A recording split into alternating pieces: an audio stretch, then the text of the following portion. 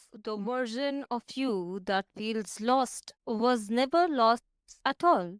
What if it's been right here, just buried under systems designed to keep you distracted, comfortable, and asleep? Today on Divine Decode, I'm your host, Pragya Malvia, and we are diving into that question with Aaron Scott, a man who walked away from Wall Street, one of the most controlled systems on earth, to explore what freedom really means. This isn't just a conversation about leaving the matrix, it's about learning to see the strings and then deciding which ones you want to cut and which you want to weave into something new.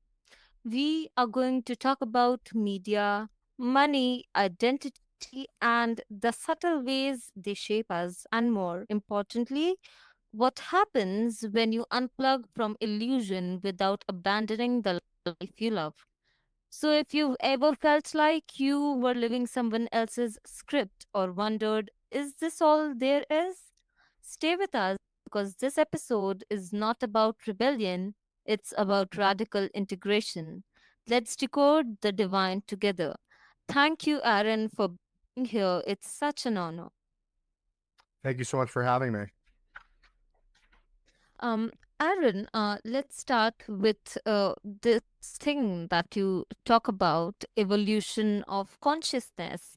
It sounds inspiring, but let's be honest, most of us are still living in a world that feels wired for control.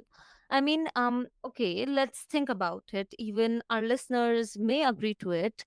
Our news, they feed us the curated content that is there. Our jobs, they have metrics, and even our leisure time, it is optimized by algorithms these days.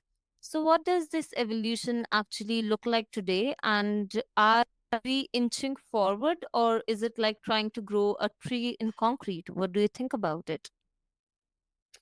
Yes, great question. So I think that we are at a unique kind of crossroads right now with respect to human civilization, if you will. I think that we are, and I think people see it, right? There are certain kind of cracks that are exposing themselves, and these take place again um, on the kind of practical stage, if you will, where you have um, exposés into corruption and greed in government. You see sort of curated narratives, as you pointed out, or disinformation and misinformation coming across the media to kind of push agenda or to um, provide, in many ways, just simply propaganda, right?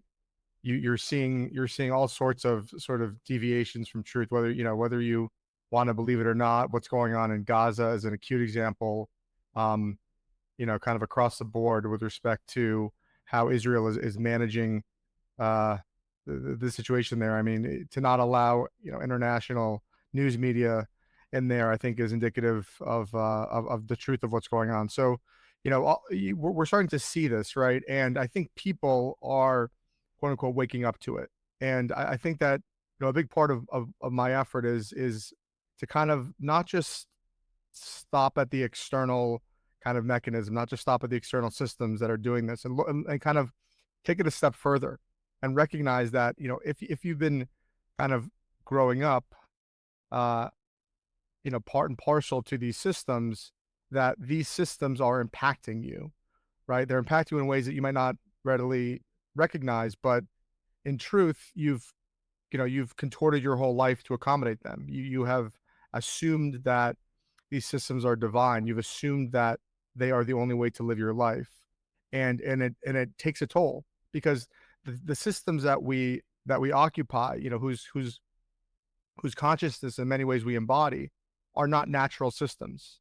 They are sort of synthetic overlays, if you will, of of systems that are striving to a certain end that doesn't correspond necessarily, or in many ways, with again your kind of the natural human rhythms, right? And I think that we are again at a unique place because I think people have just kind of had enough. I mean, they've kind of felt it, right? They felt it in their bones. They see it with their eyes, and they feel it in kind of the crevices of their heart. And we are again really, I think, on a place at a place now where if we kind of keep this path and keep pushing it forward, with kind of the work that you and I are doing, I think that, and everybody else is doing, I think that we will see real change.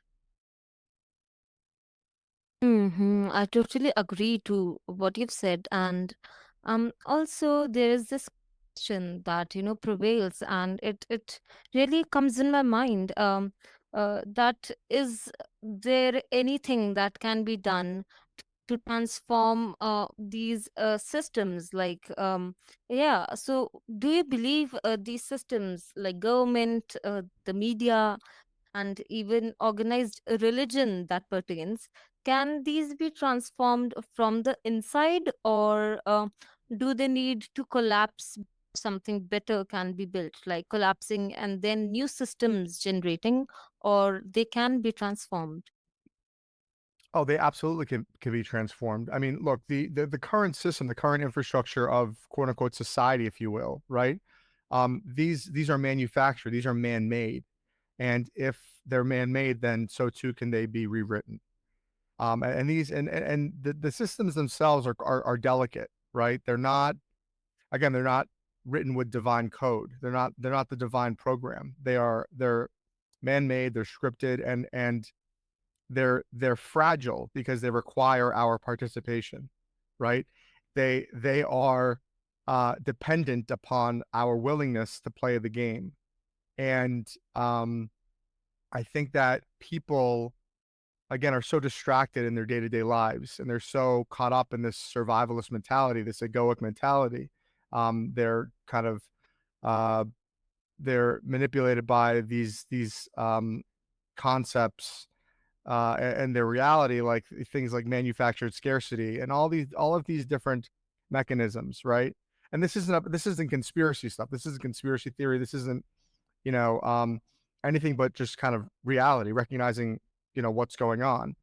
And once, and I believe this, maybe not, maybe it doesn't take an extreme situation to happen, but we will get to a point, in our civilization where it's not, these systems cannot accommodate. They won't, people will not buy into it anymore. And what does that mean? Well, what's going to happen? Is this just the way it is? Simply no, it's not. In the United States, for example, where you have, if you look back to, what it took to buy a home in the 1970s, for example, and you look at what the minimum wage was versus what it should be now in order to kind of live a kind of life where you're working constantly and contributing your entire life to a job maybe, but there was a real output, right? You look at the comparisons that people now have to go through. It's just not tenable. The payoff, the trade isn't there anymore. You have, our countries in United States is in $36 trillion in debt. It's all of these things add up, and it's and as generations push through, and start again becoming more attuned to their reality, whether they recognize them in the way that I do, whether they phrase them the way that I do, or you do, whether they use different terminology, it's all saying the same thing, right? And it's saying that the construct, the blueprint, does not work anymore. And it resonates with some people in some ways and resonates with others in other ways. But the point is that eventually it will have to change. Why? Because it doesn't accommodate human life. And the stuff that I talk about is a little bit more metaphysical and a little bit more in depth and a little bit more, I guess you would call it spiritual, or a kind of commentary on consciousness. But it doesn't end there. It's very practical and it's very accessible. And we will get to a point where we will rewrite these systems, and we have that ability. We have that ability to do that. And I can, I guess, to kind of go a little bit further here. People talk about the idea of, revolution and evolution, and what's remarkable is that throughout history, when you look at these sort of, revolutionary moments with, if you look at the French Revolution or the Russian Revolution or the Chinese Revolution, right? All of these revolutions were certainly, hallmark moments, but they never addressed the transformation was flawed. And again, it's a function of sort of the consciousness of society, or regardless of location on the globe. And it's been we've been trying to fix things from the external in, and this is not what's going to happen in order for us to enact real change, right? There has to be a um, there has to be a transformation from the inside to the external, right? From the internal to the external. Otherwise, you're just it's the same theater, but you're just moving the chairs around, right? So hopefully, um, and sooner than later, this realization, this level of awareness, this evolution of consciousness will transpire sooner than later, before things get a lot worse. And I'm not saying this, I'm not trying to be a doomsday or anything like that, but but it's about sustaining life, and it's about people recognizing that you're not born into a prison, or you're not born into a structure through which you must, again, survive. This is an illusion. It's it's it's far easier for us to change things. We just have to realize that, again, we are the ones that are in control. We are the ones who have elected officials. We are the ones who can actually make those changes. I think that people don't realize, or I don't think people can recognize where to begin. To be quite honest with you, so that was a lot, but hopefully that gives you kind of a decent idea. That was actually quite empowering, and I loved the take that you have on it. And I hope a lot of listeners, they also resonate with it, and they also, agree to it, because I really do, and I feel um, such takes, they change the narrative, right? They are the real narrative setters, and that is really really important nowadays. Also, I am a firm believer that we trade curiosity for convenience, right? And that is also the fuel for manipulation.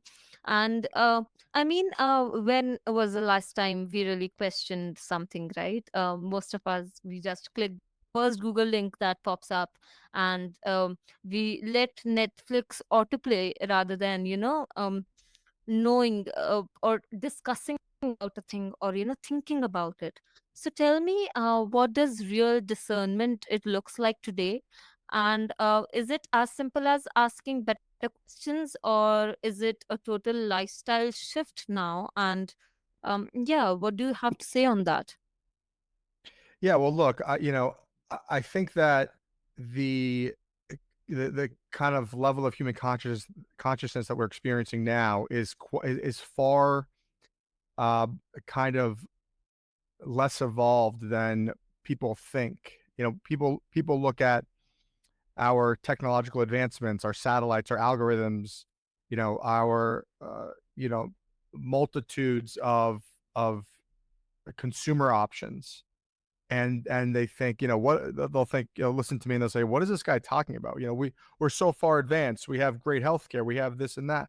Eh, this is an illusion, and we accept the when we accept what the system outputs. And again, this isn't. I want to make sure that people are kind of understanding what I'm saying. This isn't about like some puppeteers controlling behind the scenes. We're all contributing to the system. We are all part of this ecosystem, and we, again, play into it.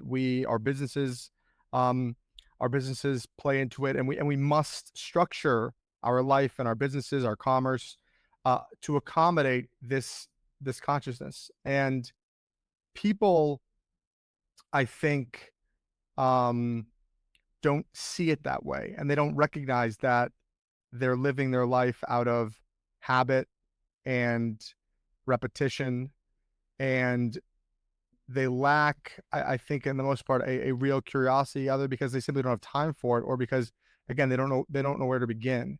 And I want to kind of uh, go on a tangent here for a second here, because it's something that I think people I think it would be beneficial for people to kind of understand.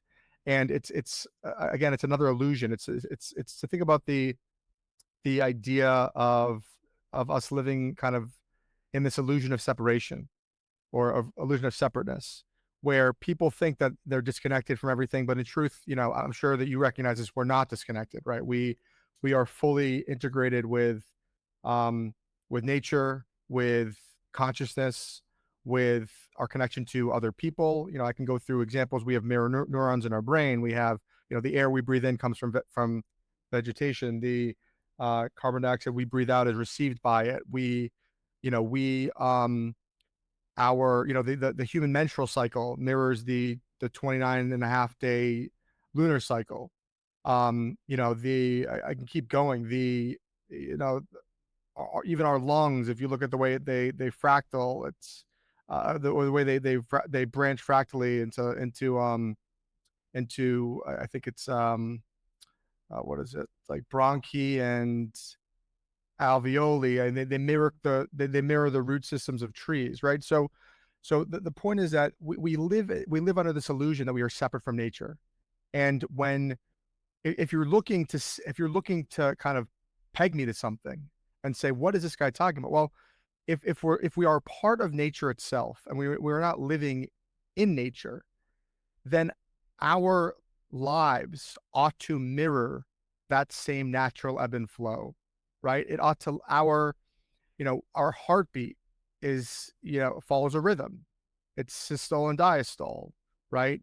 It mirrors the ocean's ebb and flow. We have circadian rhythms. I mean, our entire physical being, our entire consciousness is a literal mirror of the natural world, of the cosmos, of anything and everything around us naturally, right? This is the kind of divine source code, if you will, the divine program.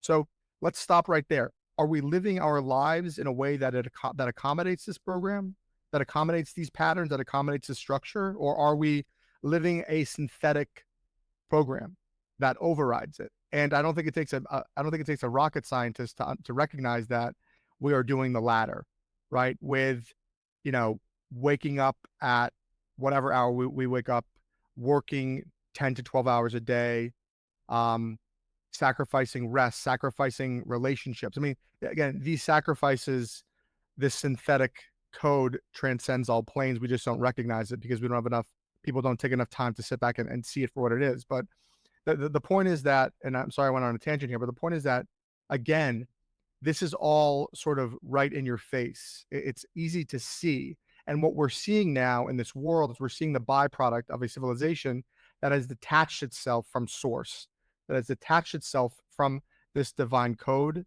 these divine patterns, these divine ebb and flows that exist within us. And this isn't about, again, this isn't about the our heartbeat or our breath. We are multidimensional beings. This impacts our psychology. This impacts our emotion. This impacts, our identity, right? We need to kind of step up our awareness here as a civilization.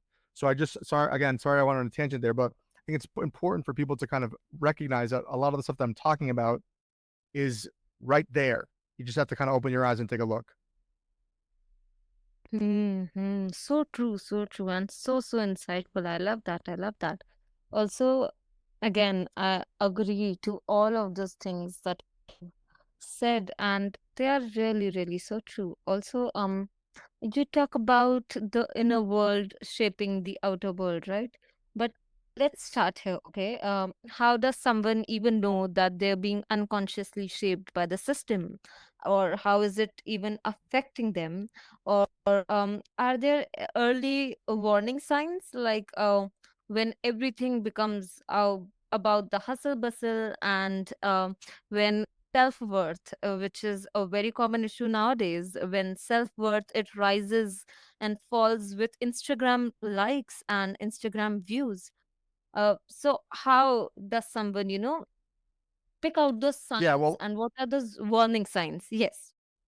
yeah, well, look, I think this is kind of a big part of the problem, right? Because when you look around you and everybody else is doing the same thing, you assume that what you're doing is correct, or you assume that, when your parents tell you something, when your parents have been indoctrinated, and you're supposed to trust your parents, um, when they've done the same thing and when they encourage you to do the same thing, it's very difficult to see. And what happens, and if you look throughout the ages, you look historically, if you look at the great thinkers, the prophets, the sages, those who are able to pierce the veil, those who are able to see in truth the nature of reality, the nature of spirituality, the nature of anything really, right?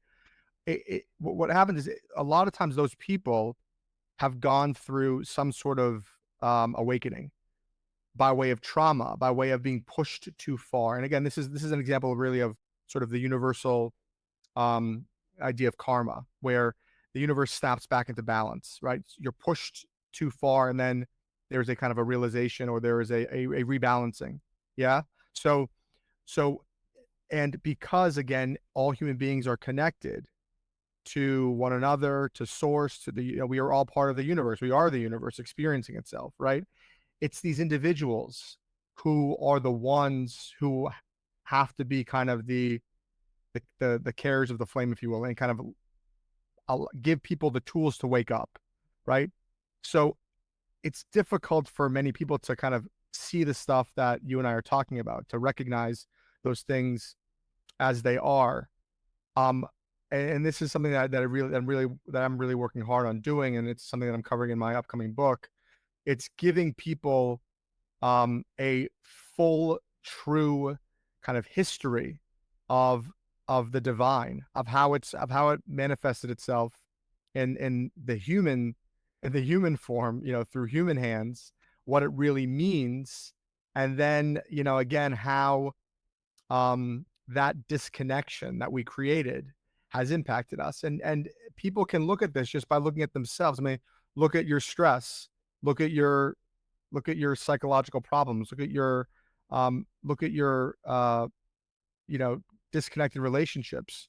Look at the parts of you that are aching for something that you don't realize that you don't recognize is there, or that you think isn't there, or this kind of like, th- th- life doesn't need to be a struggle, right? And again, it's hard to pinpoint what's going on, but it's my core belief that these individuals, or society as a whole, people are suffering because of this schism, because of this disconnection, because they've been asked to suppress an entire part of themselves to accommodate systems, money, growth at all costs, right? This is again not natural. So while it's not easy to kind of diagnose this in a very kind of in a kind of obvious way, the byproduct of this society is quite visible, and and it's presented itself in many ways. Uh, Again, we can talk about human health. Let's talk about poverty. Let's talk about wars. Let's talk about the way that we have elected to govern the world. These are all kind of distorted, sorry, these are all examples. And also the way that we've elected again to govern, to structure economy. These are all distortions. These are all sort of inversions of, again, sacred order, and they manifest themselves through the human being, through our systems. It's just that people have to, again, wake up to the fact that what they're experiencing, the pain they're experiencing, um, their negative energy, their failed relationships. These are the product of exactly what we're talking about.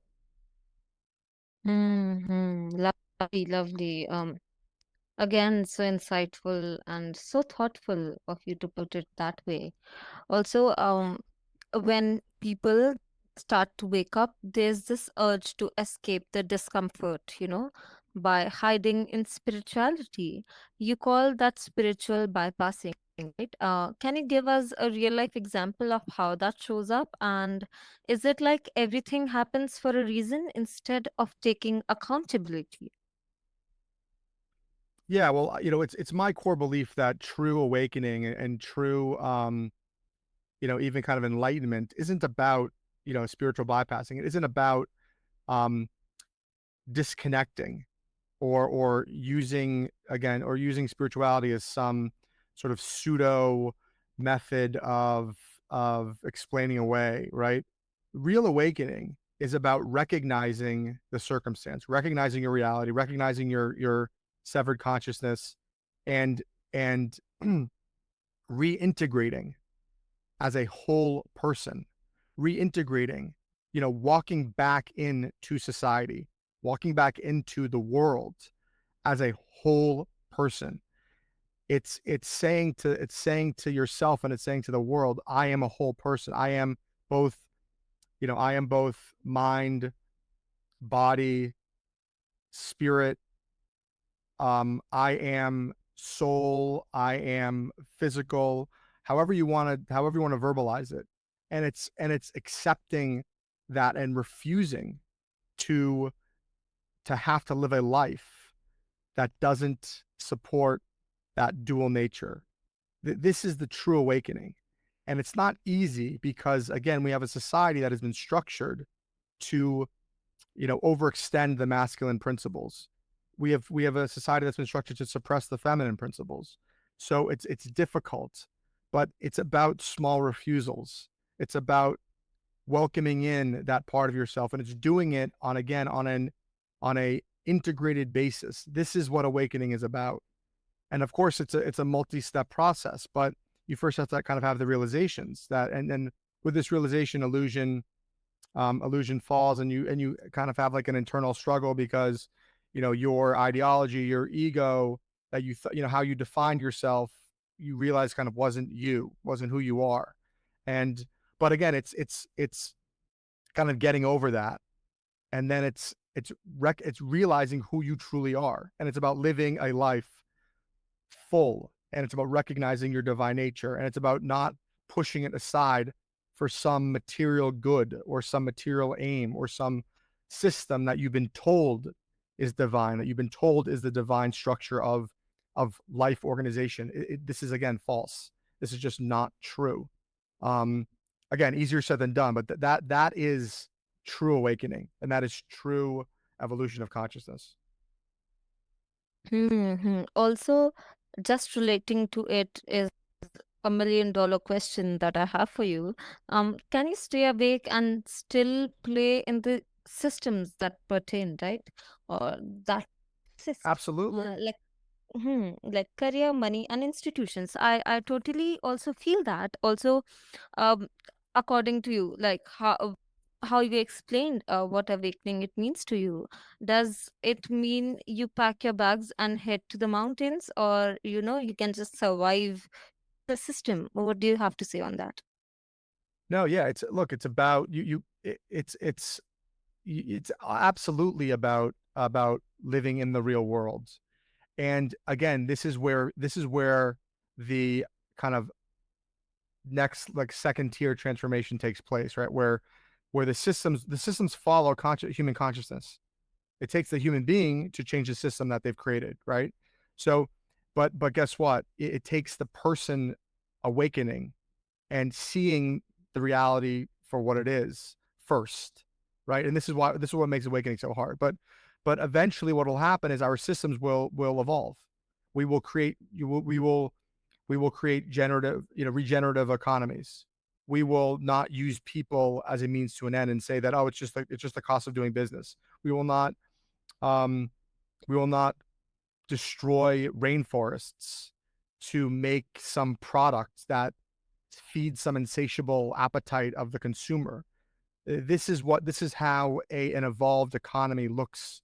This is how an evolved economy operates. This is what an evolved economy looks like, but it starts with the individual. But in the immediate, it's about finding time for yourself. It's about doing things like, not binge drinking an alcohol, not jumping to your phone to scroll and experience some dopamine hit. It's about touching that inner part of you that either A, you thought didn't exist, or B, that has been that you knew existed, but like that you were trying to access it through, some institutional religious structure or, third party guru, whatever it is that you're doing. It's about tapping back into that through meditation, through small ritual, through breath work, through whatever it is that allows you to touch into yourself. And it's so silly to say, but it's about revisiting who you truly are. And it's about tapping into the part of yourself that has been there all along and that's been starving for for for lack of a better word, recognition. This is how you participate in economy. This is how you participate in the modern world while while still awakening. Because now, whether you realize it or not, you are living a life, not just again working difficult hours, but it's everything that you do, and it's about finding space, and it's about figuring out what you can sacrifice so that you can live a full, non-fragmented life. That's so wonderful. And yeah, so right, so right. I again agree to it. And that tension where we are playing the game but not being played by it is so relatable. And thank you for being so honest, and thank you, Aaron, for reminding us that consciousness, it isn't about escaping life. It is about engaging with it fully and seeing the patterns, questioning the narratives, and choosing presence over autopilot. So, to our listeners, awakening, it isn't a destination you arrive at, it's a daily act of courage. And take notes from Aaron. He has beautifully described it to us. And take those insights. It's the willingness to face truth where it actually lives, in your choices, in your conversations, and even in your quiet moments of discomfort. So, as you step back into your world, carry this truth with you. Sovereignty is not given, it's claimed, one conscious choice at a time. And if this conversation spoke to something deep within you, let it guide you, let it challenge you, and let it remind you that freedom, it begins in the mind long before it shows up in the world. Until next time, stay curious, stay conscious. I'm Pragya Maria, and this was Divine Decode. Thank you, Aaron. Thank you so much for having me.